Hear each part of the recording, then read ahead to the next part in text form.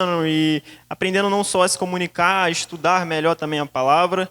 E hoje, graças a Deus, eu tenho essa oportunidade, graças aos nossos pastores, de poder trazer a mensagem. Agradeço a confiança deles e que durante toda a minha vida sempre estive aqui na igreja, aprendendo da palavra, desse altar que flui a verdade, que flui a palavra. Não tem uma vez que a gente vem aqui na igreja que a gente não pregue a palavra, que a gente não pregue Jesus Cristo, que a gente não ore para Deus. O nosso culto, o nosso centro, o nosso sol é Jesus Cristo. E é por isso que eu estou aqui hoje, estou de pé para falar da palavra de Deus, para cumprir as promessas dele em nossas vidas. Agradeço meu pai e minha mãe que me ensinaram o caminho. E vamos nós aqui hoje estudar a palavra de Deus, que o tema é Formados para Adorar a Cristo.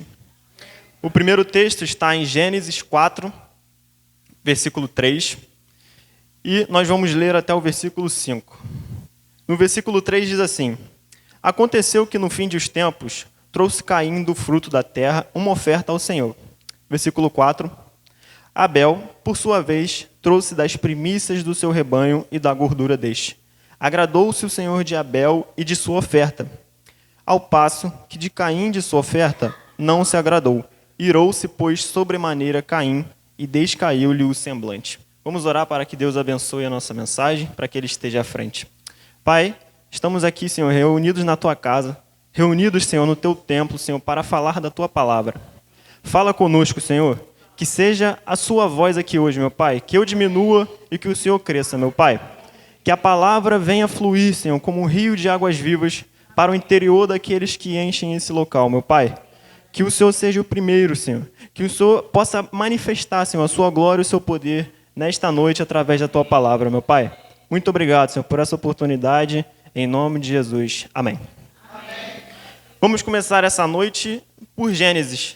Não só por uma questão de, se vamos começar pelo começo, mas também para uma questão que é para nos levar ao princípio. Ao princípio, quando nós fomos formados. Para nós lembrarmos o porquê nós fomos formados. No princípio, quando Deus nos fez, Ele nos fez para o adorar. E não o adorar de qualquer jeito, o adorar em espírito e em verdade. E eu quero que vocês guardem essa palavra, que ela vai ser o cerne principal da nossa mensagem de hoje.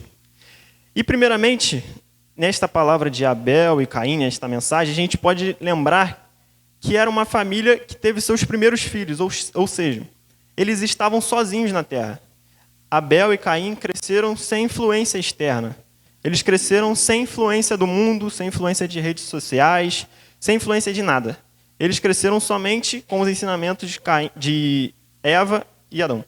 Então, quando Adão e Eva eles conseguiram transformar já Abel e Caim em adultos, onde eles já conheciam a palavra de Deus, eles, os dois, foram ensinados a levar ofertas ao Senhor. Mas neles tinha uma diferença. É notório a gente perceber que no versículo 4 diz assim: agradou-se o Senhor de Abel. Primeiro Deus se agradou de Abel. Primeiro Deus se agradou do interior de Abel. Depois ele viu a oferta. A oferta é uma consequência do Espírito de Deus que está dentro dele. Primeiro Deus ele vê o seu interior. Primeiro Deus vê o seu espírito. Antes de aceitar a sua oferta, o seu culto, ele aceitou primeiro a vida de Abel, porque a vida de Abel estava pautada no Senhor. Já Caim, ele levou uma oferta. Bem ou mal, ele conhecia a palavra. Ele levou uma oferta para Deus, mas ele levou a oferta de qualquer jeito. É dito que ele levou da lavoura que ele tinha. A gente não sabe nem o que ele levou, se ele levou muito, se ele levou pouco, mas a gente sabe que Abel levou uma oferta que agradou a Deus. E é isso que Deus faz na nossa vida quando nós o adoramos em espírito e em verdade. Ele se agrada de nós. Ele olha para nós com bons olhos. Ele é o nosso Deus Pai também. E é por isso que a vida de Abel fluía como um rio de águas vivas nisso. E também é dito que Caim, quando ele ficou irado por causa disso, a gente tem um momento de coisas que a gente tem que se distanciar. A gente tem que se distanciar de sentimentos que estiveram em Caim. Como, por exemplo, Caim teve inveja e ciúmes.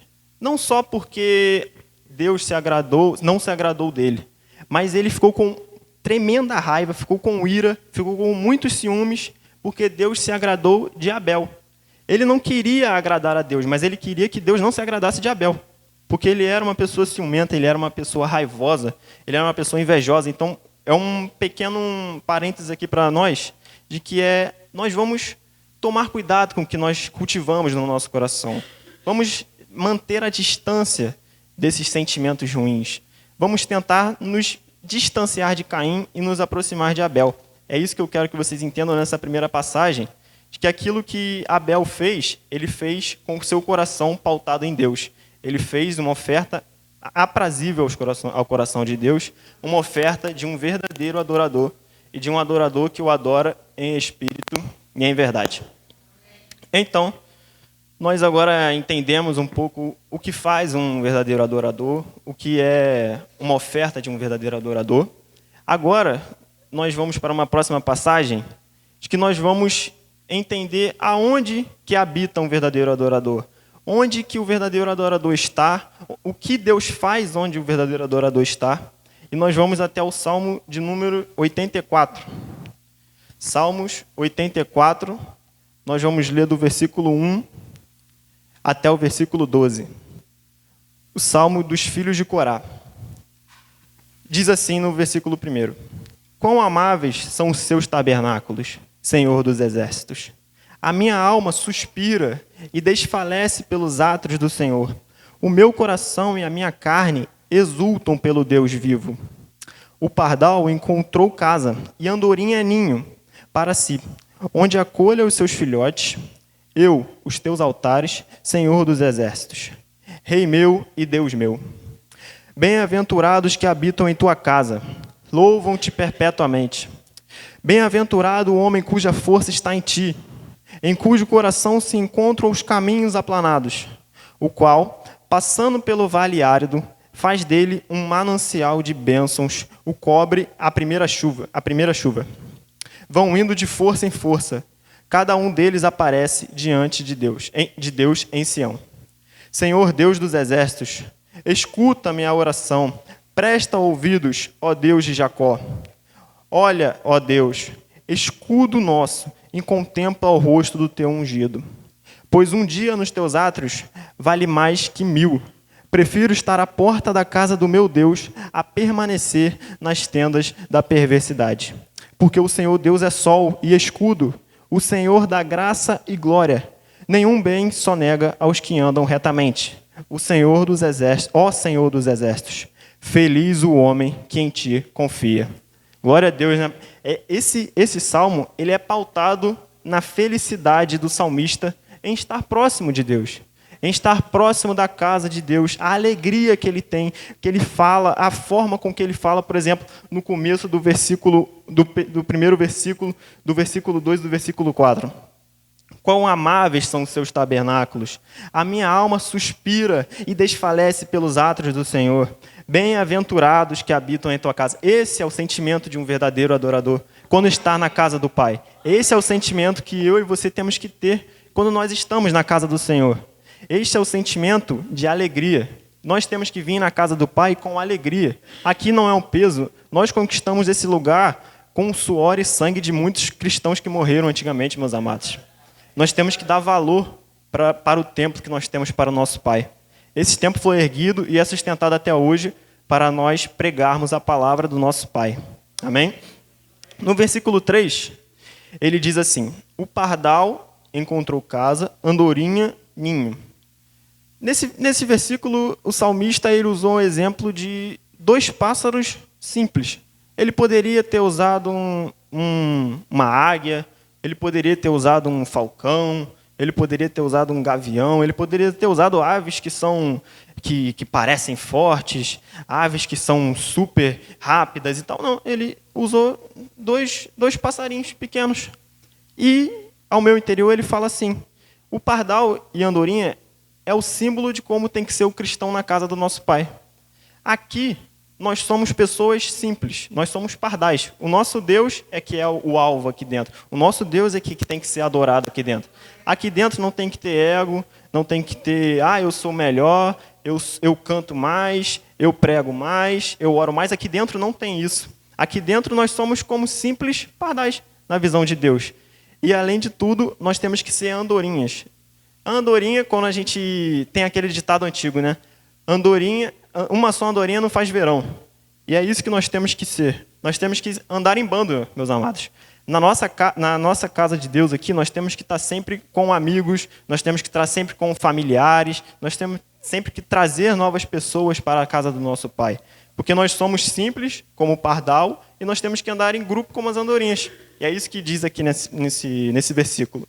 E também, antigamente, quando tinham os templos lá em Jerusalém, por exemplo, quando um passarinho, simples passarinho, fazia um ninho, seja no alto, seja do lado de fora, no templo, não poderia tirar os ninhos do passarinho, porque ali era como se fosse o passarinho está confiando em Deus, o passarinho está confiando no templo, então o sustento dele também vem de Deus, como diz na palavra, né?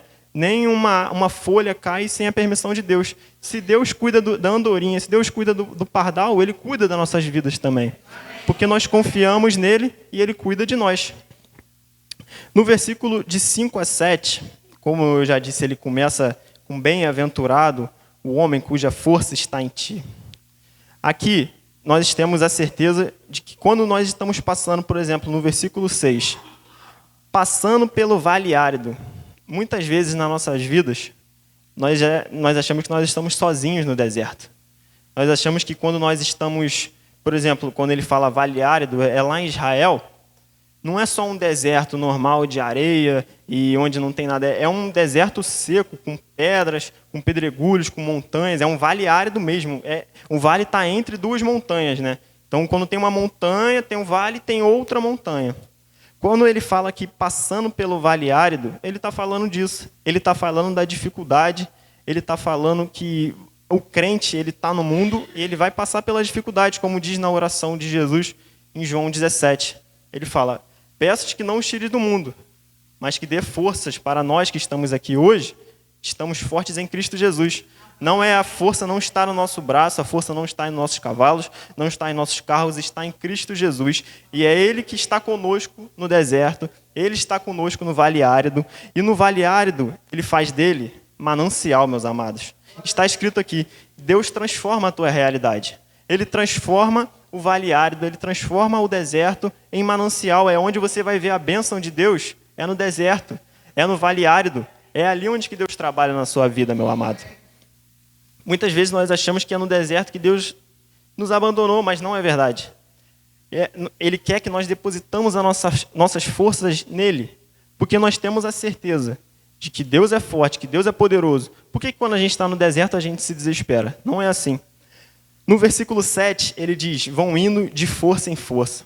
Essa é uma expressão que a gente vê algumas vezes na Bíblia. A gente vê Deus falando na palavra dele, vão indo de força em força, de força em força. Aí você muitas vezes pega, o que significa de força em força?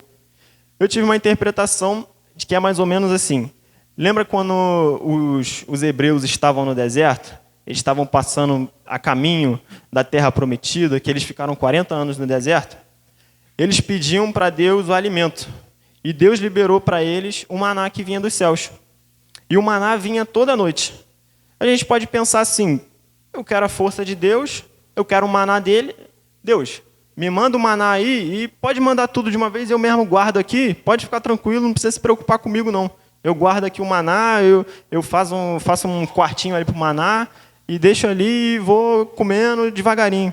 Mas não, meu amado, Deus, quando ele fala de força em força, ele quer dizer que o seu sustento vem através dele, quando ele pode fazer, porque ele faz, ele é fiel para cumprir a promessa dele. Por isso que é de força em força. A força vem dele hoje, amanhã ele vai te dar força de novo, ontem ele te deu força, depois de amanhã ele vai te dar força, e de força em força a gente vai chegar no nosso alvo, que é Jerusalém, que é Sião. Como diz no final do verso 7, cada um deles aparece diante de Deus em Sião.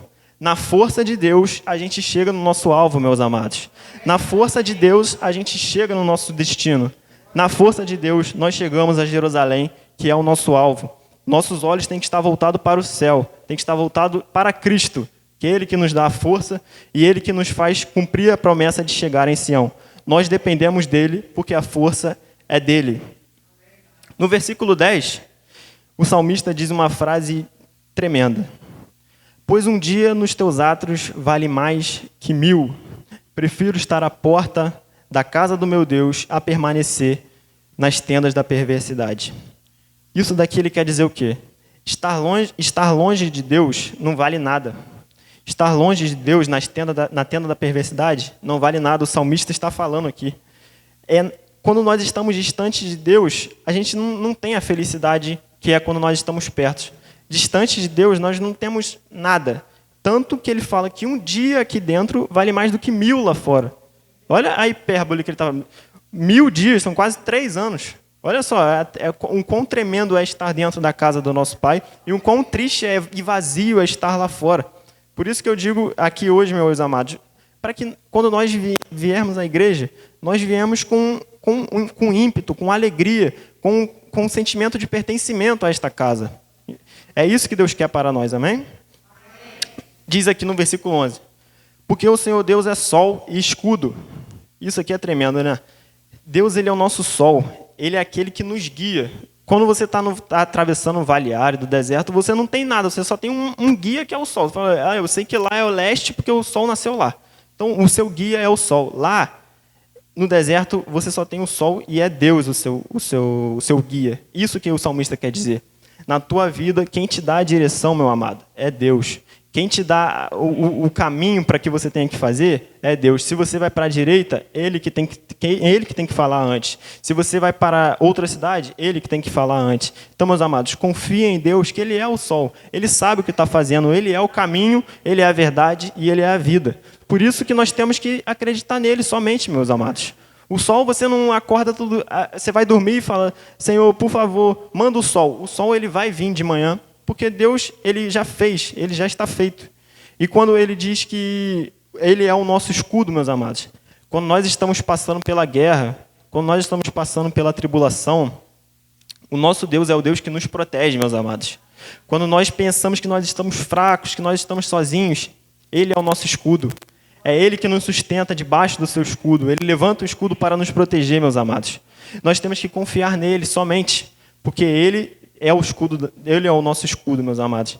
E essa é a alegria que nós temos que ter quando nós viemos à casa do Senhor. E essa é a alegria que nós temos que ter quando nós estamos aqui dentro. E além do mais, um verdadeiro adorador, ele confia 100% em Deus, como nós vimos aqui no Salmo. Ele tem a certeza de que no vale árido, Deus vai transformar aquilo num manancial. Ele tem a certeza de que no deserto é que vão fluir rios de águas vivas.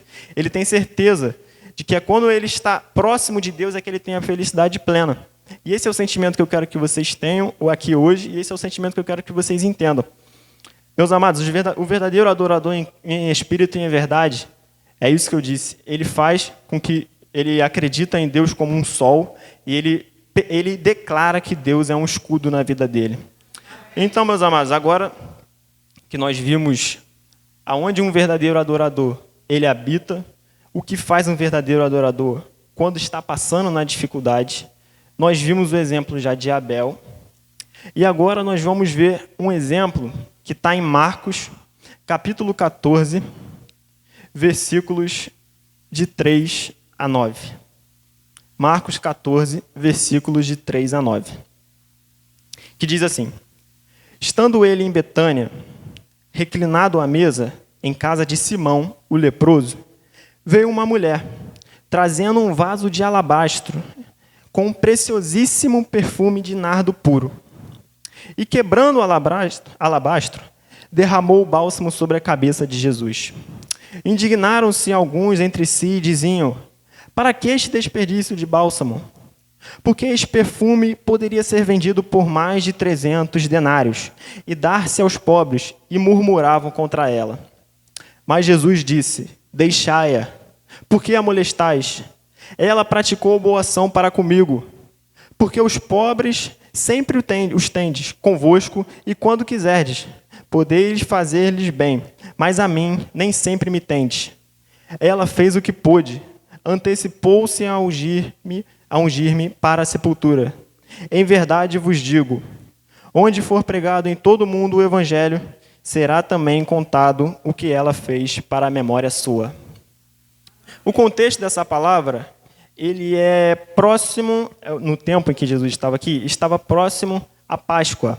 Estava próximo à festa dos pães asmos, como eles dizem nas Escrituras. Então, naquele período, muitos judeus e muitas pessoas iam até Jerusalém, porque ali ia ter a festa da Páscoa. E naquele mesmo período, o governo de Roma ficava muito preocupado quando isso acontecia, porque eles achavam que muita aglomeração de hebreus, muita aglomeração de pessoas ali, iam gerar algumas revoltas, iam gerar alguns motins, iam gerar alguma rebelião. Então, o governo de Roma transferia ali vários escritórios, várias sedes para Jerusalém, para eles ficarem próximos. E é dito que naquele período em que os centuriões, os senadores romanos estavam ali reunidos em Jerusalém, eles começaram a mancomunar, a maquinar como que eles matariam Jesus. Nesse período aqui já estava muito perto da crucificação de Jesus. E isso é uma palavra muito importante e é uma coisa que é tremendo. Quando os homens estão maquinando, quando os homens estão fazendo planos, o nosso Deus ele já está lá na frente, ele já sabe de tudo que vai acontecer. E isso é uma revelação na sua vida também. Pode ter certeza, meu amado. Se tem homens planejando contra a sua vida, se tem homens querendo arruinar a sua vida, meu amado, pode ficar tranquilo que Deus sabe e Ele está agindo. E Jesus não estava longe, não. Jesus estava perto de Jerusalém, ele estava em Betânia, que é próximo de Jerusalém. Nós, como humanos, podemos pensar assim, se em Jerusalém estão querendo me matar, estão querendo acabar comigo, eu vou para longe, eu não vou ficar ali não. Mas Deus ele é poderoso, meu amado. Ele é pleno em si mesmo. Ele não está nem aí para os planos dos homens. Ele vai para Betânia, porque ali ele ia ser ungido para a sepultura. E é dito que ele estava numa casa de Simão o leproso, quando veio uma mulher. Aqui, nesse texto, não tem o nome dessa mulher. Mas nas escrituras, nos textos de João, é dito que esta mulher é Maria. Maria, irmã de Marta, irmã de Lázaro, que nós já vimos ela em outras passagens. E o que é tremendo de nós sabermos que todas as vezes que Maria apareceu na Bíblia, ela estava no melhor lugar do mundo. Que o melhor lugar do mundo é sentado e aprendendo a palavra do Senhor. Na primeira passagem, ela estava com a sua irmã em casa e Jesus estava lá ensinando e a irmã estava agindo e ela sentada aprendendo a palavra do Senhor. Nessa vez, ela estava sentada próximo a Deus para agradecer. Agradecer porque Jesus tinha ressuscitado o seu irmão Lázaro. E é dito que ela trouxe um vaso de alabastro com um perfume preciosíssimo de nardo puro. Esse perfume, esse vaso de alabastro, que nós temos a noção hoje de que ele era mais ou menos uma capacidade de 1 libra. O que vai ali de 380 a 400 ml, mais ou menos, para nós termos a noção na medida de hoje. E é dito, meus amados, que ela quebra ele e dá totalmente aquele líquido precioso para Jesus. Ela não deixou uma gotinha para ela deu tudo o que tinha, ela deu o seu melhor para Jesus.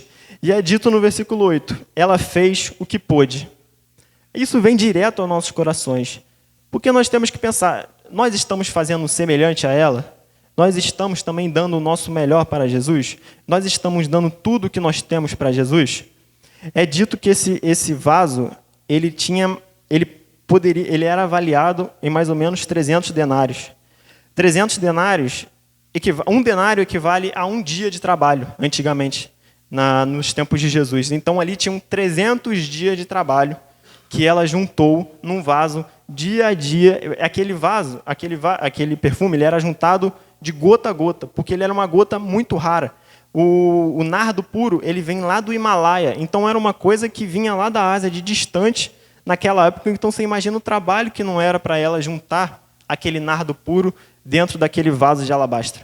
E é dito que o nardo é um perfume muito, muito bom, e ele era juntado, agora vocês vão entender. Por que Maria estava juntando esse nardo puro? O nardo puro, ele era usado quando as mulheres eram solteiras e jovens, ele era usado somente após o casamento da mulher. No dia da noite de núpcias, após o casamento, aí é que ela usava esse nardo puro. E ela estava ali juntando. Então, é mais uma coisa que nos mostra e que é tremendo nessa passagem. Maria, ela não estava nem aí para ritos humanos. Ela não estava nem aí para dogmas humanos. Ela queria era agradar Jesus. Ela queria era dar o seu melhor para Cristo. E é isso que nós temos que ter, esse sentimento também, meus amados. Nós não temos que estar nem aí para o que o irmão vai falar, para o que o outro vai falar. Nós temos que estar próximos e dando o nosso melhor para Cristo. É isso que é o nosso alvo e é isso que nós fomos feitos. Nós somos feitura para agradar a Jesus. E é dito também que ela enxugou os cabelos de Jesus, ela enxugou os pés de Jesus com os seus cabelos. E é uma coisa também que antigamente não poderia acontecer. A mulher, ela não poderia ter o cabelo, andar com o cabelo solto, ela não podia soltar o cabelo na frente de outro homem. E mais uma vez ela não estava nem aí para ritos humanos. Ela solta os cabelos, se humilha diante de Jesus e seca os pés dele com os próprios cabelos, meus amados.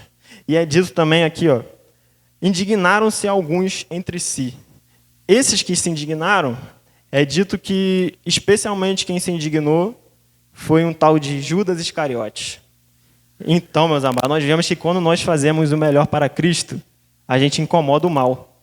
E ele tenta falar alto, ele tenta crescer o olho.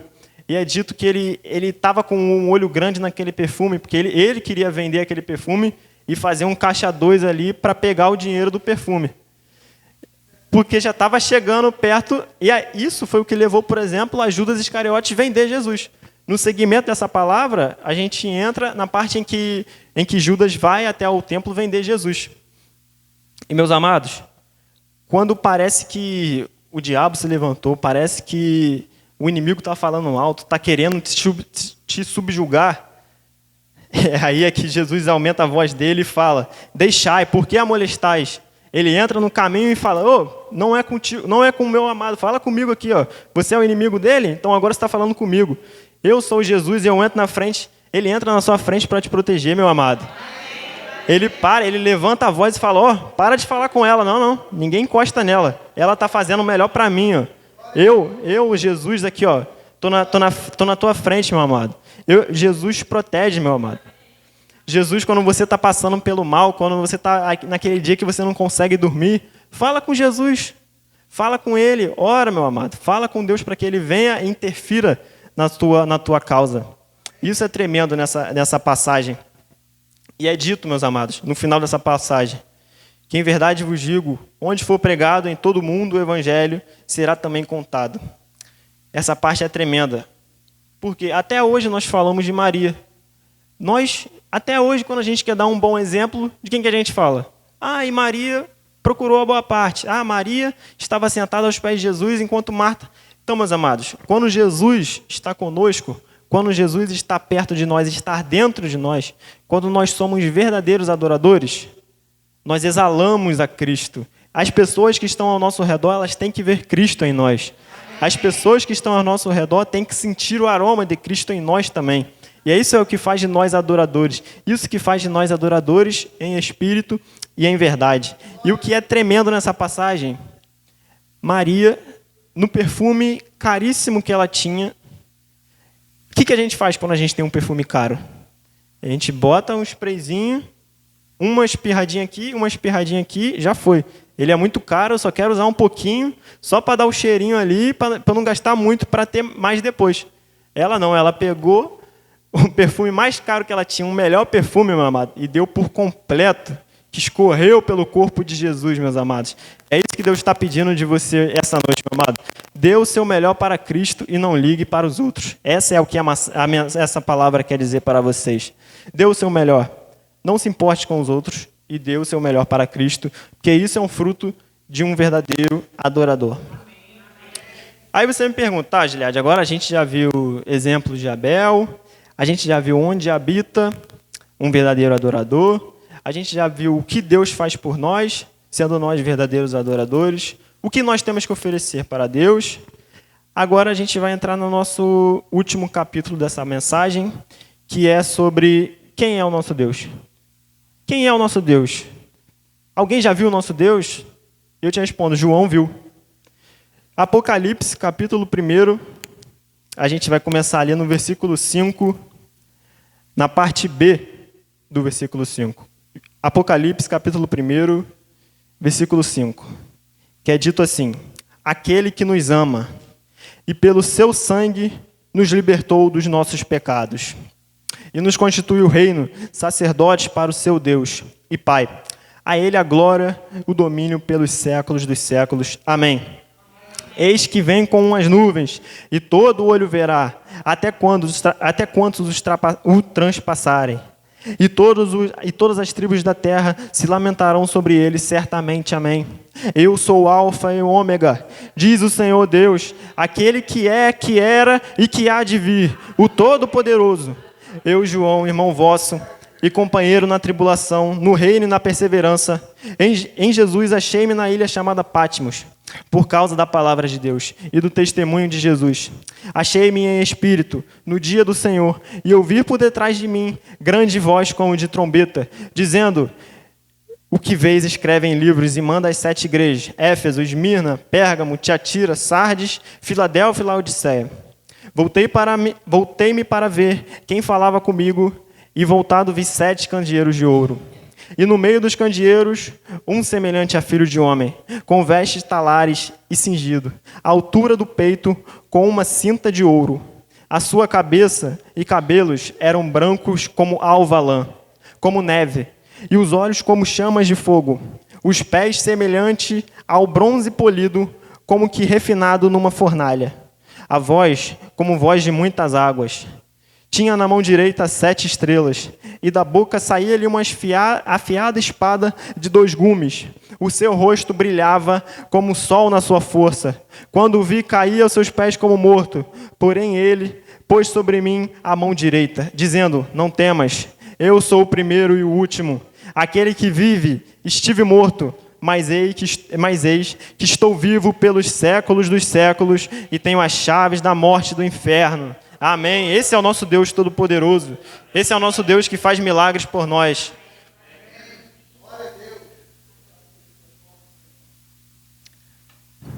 O contexto dessa mensagem, desse versículo, já era de um João já bem idoso, de um João já bem velho em idade, de um João que já tinha passado por muitas coisas.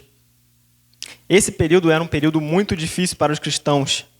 Após a morte de Jesus, todos os apóstolos foram caçados, todos os apóstolos foram mortos, o apóstolo Paulo já tinha sido degolado, e todos os amigos de João, todos os que ele trabalhou junto, todos não estavam mais ali. João parecia estar sozinho. Por exemplo, era um período que em Jerusalém, Roma estava completamente aversa à palavra de Jesus e aos cristãos. Nesse período foi criado o Coliseu, que ali foi dezenas de milhares de vidas de cristãos foram mortos no Coliseu. Só para vocês terem ideia, na festa de 100 dias do Coliseu, 10 mil cristãos foram mortos naquele lugar. E era um tempo dificílimo para os cristãos. Mas quando João estava passando por essa dificuldade, quando estava difícil para ele, Deus abriu os céus para ele, meus amados. Deus abriu o céu e mostrou toda a sua glória para ele, a ponto de João cair como morto aos seus pés. E é neste momento em que Deus mostra as suas características, meus amados. No versículo 13, ele diz: no meio dos candeeiros, um semelhante a filho de homem. Os candeeiros representam as 7 igrejas para quem João pregava: Éfeso, Esmirna, Pérgamo, Tiatira, Sardes, Filadélfia e Laodiceia. Essa característica de Deus é de um Deus onipresente. Ele estava nas 7 igrejas e Ele está aqui hoje também conosco, meus amados. Ele está aqui hoje e nós estamos sentindo a sua presença porque Ele é um Deus onipresente. Ele é um Deus que sabe onde você está. Ele é um Deus que habita no seu coração. Ele é um Deus que está no seu quarto quando você está necessitado. Ele é um Deus que está no seu quarto, no seu carro, quando você fala com Ele. Ele é um Deus onipresente. Ele é a causa de nós estarmos aqui. Ele está dentro do nosso coração. Ele quebranta o nosso coração. Ele sonda o nosso coração. E é por isso, meus amados, essa é uma característica tremenda de Deus. Um Deus onipresente. No versículo 14, A sua cabeça e cabelos eram brancos como a lã. Nessa primeira parte do versículo 14, mostra a nós um Deus eterno. Um Deus que está transcendendo o tempo. Um Deus que não está preso a começo e fim. Um Deus que está lá na frente e está no começo. Um Deus que sabe onde você vai chegar e que está contigo nesse caminho, meus amados. Ele é um Deus que é suficiente em si próprio. Ele não precisa de nada, ele não precisa de ninguém. Ele é poderoso nele mesmo. Ele não precisava criar o mundo e mesmo assim o fez somente com a sua palavra. Criou o universo. E esse Deus eterno é o nosso Deus, meus amados. Na parte B do versículo nós vemos os olhos como chamas de fogo. A característica do nosso Deus que se manifesta nesse versículo é de um Deus onisciente. Nada o surpreende, nada está fora da sua sabedoria. Não tem nada que ele não saiba, não tem nada que ele não possa te ajudar, não tem nada que ele não possa esclarecer na sua vida, meu amado. Porque ele é um Deus onisciente. Ele é um Deus que sabe onde você está. Ele é um Deus que sabe, como ele diz nas cartas que ele fez no Apocalipse. Ele sempre começa falando: eu sei que você tem pouca força. Eu sei que você é fraco. Mas eu sou o Deus poderoso para fazer infinitamente mais na sua vida, meu amado. Porque eu sou o Deus onisciente. E isso é que Deus é uma característica tremenda de Deus. Ele conhece as suas feridas e ele sabe onde você está e ele sabe o que ele tem que fazer, meu amado. Pode ficar tranquilo, confia em Deus, confia no nosso Deus onisciente, meu amado. No versículo 15 diz assim: e os pés semelhantes ao bronze polido como refinado numa fornalha. Aqui nós estamos vendo um Deus que é onipotente. Um Deus que é poderoso, um Deus que põe os seus inimigos embaixo dos seus pés, amado. É um Deus que nunca perde uma batalha e nunca vai perder, meu amado. Um Deus invicto em todas as guerras que ele entra. Ele é um Deus que batalha e vence. Ele é um Deus que já matou o anticristo, já destruiu a grande Babilônia, já derrotou o falso profeta, meu amado. Então pode ficar tranquilo que o seu Deus é um Deus vitorioso. Você não confia em Deus feitos por mãos, você não confia em Deus de madeira, em Deus que tem olhos, mas não vê. Não, meu amado, você confia no Deus vivo, que é onipotente, meu amado, que tem todo o poder do universo na palma das suas mãos. Ele foi o Deus que mediu os oceanos com as conchas, meus amados. O Deus que olha para essa terra e vê as nações como pingo. É isso que é para Deus. As nações são como pingo. Então, meu amado, pode ficar tranquilo que o seu problema, ele já prevaleceu nessa guerra do seu problema, meu amado. E depois, nesse versículo, a gente vê a voz como voz de muitas águas. Isso aqui é a voz tremenda do Senhor que fala conosco, meus amados. A sua voz, ela é irresistível, meus amados. A sua voz, quando ele fala, diz que a terra treme, meus amados. Nosso Deus é poderoso somente com a sua voz, meu amado. Ele é irresistível. Ele dá uma ordem e o sol para. Ele dá uma ordem e o mar se acalma. Ele dá uma ordem e o vento para de soprar, a ponto dos discípulos olharem e falarem: quem é este? Esse, meus amados, é o seu Deus. É o Deus que está aqui nessa noite, meus amados. É o Deus Todo-Poderoso. É o Deus que, mesmo no momento que nós estamos sendo entregues a ovelhas no matadouro, Ele é o nosso Deus, que em todas essas coisas nós somos muito mais do que vencedores, meus amados. Esse é o Deus que faz mais por nós, a ponto da nossa mente não alcançar o que Ele tem separado para nós. Mas Ele já tem o melhor para nós. A sua voz é irresistível, meus amados. Pode ter certeza. Fale com Ele, que quando Ele falar, meus amados, você vai ter a direção. Você vai ter o caminho que você tem que seguir, através da voz dEle. A gente pode lembrar, por exemplo, citando o nosso Deus onipotente, a sua voz poderosa, quando alguém desafia Deus nos nossos tempos mesmo que nós estamos vivendo. Por exemplo, quando o capitão do Titanic falou: esse navio aqui é forte, ele é poderoso, nem Deus para ele. Cadê o Titanic hoje? Afundou no gelo. Quando os Beatles estavam no auge, John Lennon falou assim: a gente é mais famoso do que Jesus Cristo. Cadê o John Lennon hoje? Está morto. Cadê os Beatles hoje? Ninguém escuta mais. Alguém escuta os Beatles aqui todo dia? Ninguém nem sabe quem são mais os Beatles. A fama do humano é uma fama momentânea. A palavra humana é uma palavra momentânea, uma palavra que tem fim. Mas a palavra de Deus não tem fim, meus amados. Ele é o verbo que se fez carne e que Ele é o nosso Deus hoje, meus amados. No versículo 16, tinha na mão direita 7 estrelas e da boca saía-lhe uma afiada espada de 2 gumes. O seu rosto brilhava como o sol na sua força. Meus amados, esse é o nosso Deus, que é o nosso guia. Ele é o nosso sol, meus amados. Quando nós vimos nos Salmos, ele é o sol que é o nosso guia. Ele é a nossa bússola. O nosso alvo é Cristo. No versículo 17, diz assim: quando o vi, caí aos seus pés como um morto. João está declarando o que ele fez ali naquele momento. Se a gente bem lembrar, João foi um apóstolo de Cristo, trabalhou com ele no ministério durante 3 anos, conhecia Jesus, conhecia a intimidade de Jesus, conhecia a humanidade de Jesus, conhecia as palavras, como Jesus falava, os modos que ele agia, o jeito que ele caminhava, humanamente falando. Mas quando os céus se abrem e João vê a glória do Senhor Todo-Poderoso, ele cai como morto aos seus pés. Meus amados, o nosso Deus é um Deus que causa impacto. O nosso Deus, depois que nós vemos as suas obras, depois que nós vemos a tua glória, meus amados, nós não podemos agir do mesmo jeito. Nós não podemos ser a mesma criatura depois de nós termos contato com a palavra e com o poder de Cristo, meus amados. Quando nós estamos perto dele, é isso que nós temos que sentir, o impacto. Ele está no começo e ele está no fim, meus amados. Ele passa por isso. É o que ele diz aqui na parte B do versículo 18.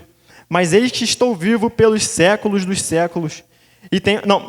No versículo 17 ainda. Não temas, eu sou o primeiro e o último. Então, meus amados, Deus diz que ele está durante todo o processo com você. Ele está no seu começo e ele está lá no final já te esperando em Sião, meus amados. Podem ter certeza. Ele passou pelo processo e eles têm a certeza, meus amados, porque ele é um Deus que cumpre a promessa nas nossas vidas. Ele é um Deus que tem um controle. Ele é um Deus que tem um poder. Ele passou por isso tudo e venceu. A cruz não foi o fim. A cruz foi só o começo, meus amados. Ali na cruz, muitos achavam que tinha acabado o ministério de Jesus. Muitos achavam que ali o cristianismo ia acabar. Falaram, vamos matar esse homem e nunca mais vai se ouvir falar dele. Não, ali foi só o começo. Ali foi só o começo e por isso nós estamos aqui hoje. E é isso que Deus faz em nossas vidas, meu amado. No versículo 18 diz assim: estive morto, mas eis que estou vivo pelos séculos dos séculos e tenho as chaves da morte e do inferno. Meus amados, quem tem as chaves é quem tem um controle. Quem tem as chaves é quem tem um poder. Meus amados, ele venceu a morte. Ele venceu Satanás, meus amados. Ele venceu tudo e venceu o mundo, venceu Roma, venceu o Egito, venceu tudo aquilo que ele passou, meus amados. Ele venceu porque ele tem a chave. Meus amados, ele tem a chave da sua vitória, meus amados. Ele tem a chave do caminho que você tem que seguir. Ele tem a chave, ele tem um poder, ele tem um controle. Ele já matou o anticristo, meus amados. Esse é o nosso Deus. E ele pede, meus amados, que nós o adoremos em espírito e em verdade. Nós demos o nosso melhor para ele. E essas, meus amados, são as características, vamos dizer, externas de Deus, vamos dizer, as características que nós podemos ver. Mas, no começo,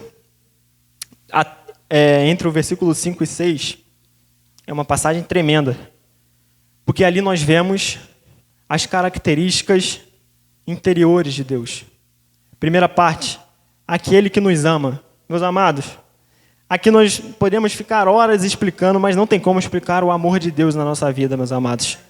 Ele nos ama apesar de nós, apesar dos nossos erros, apesar dos nossos pecados, apesar das nossas feridas, ele nos amou e nos amou primeiro. Nosso amor é o refluxo do fluxo do amor dele por nós, meus amados. Ele é um Deus que nos ama e essa é a sua principal característica. Um Deus amoroso. Um Deus que tem um amor que nós não podemos medir em esforços humanos. Que nem mesmo a nossa mãe sente tanto amor por nós. Então, meus amados, ele nos ama apesar dos nossos pecados. E ele diz aqui, meus amados, pelo seu sangue nos libertou. Ele nos ama tanto que enviou o seu filho, se fez carne para morrer por você e por mim, meus amados. Meus amados, isso é tremendo. Ele não só testificou todo o amor dele, como ele fez prova, ele fez uma vida para morrer por nós. Ele escreveu na cruz do Calvário que nos ama. Ele escreveu derramando o seu amor por nós, falando que nos ama. Ele te ama imensamente. Ele te ama sem barreiras. Ele te ama de todo o coração dele, meus amados. Ele não vê o seu erro, ele não vê o seu pecado, porque ele sarou. E por isso, nós temos que dar o nosso melhor para ele.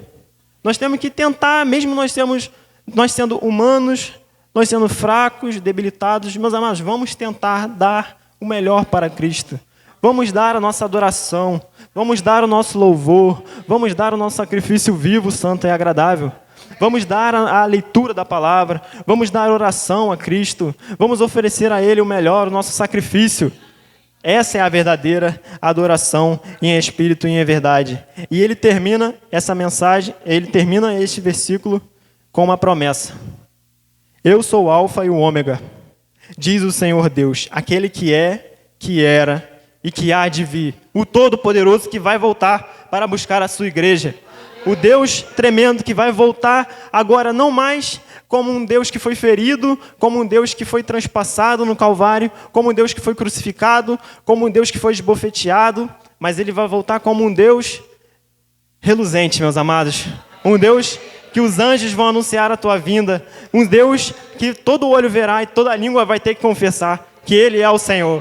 Um Deus que todo joelho vai ter que se dobrar, meus amados. Um Deus que vai vir em poder e glória nos buscar a tua igreja, meus amados. E é para isso que nós rendemos graça. Ao Cordeiro seja o louvor, meus amados. Ao Cordeiro a honra, a glória, o domínio pelos séculos dos séculos. Que Ele possa agir em sua vida e que você possa amar, que você possa dar o seu melhor para Cristo, a verdadeira adoração em espírito e em verdade. E é assim que eu termino esta mensagem de hoje. E agradeço a oportunidade de Deus e dos meus pais, pastores, a estarem aqui, louvando e agradecendo e pregando ao nosso Pai. Amém? Amém. Assim seja, assim disse o Senhor.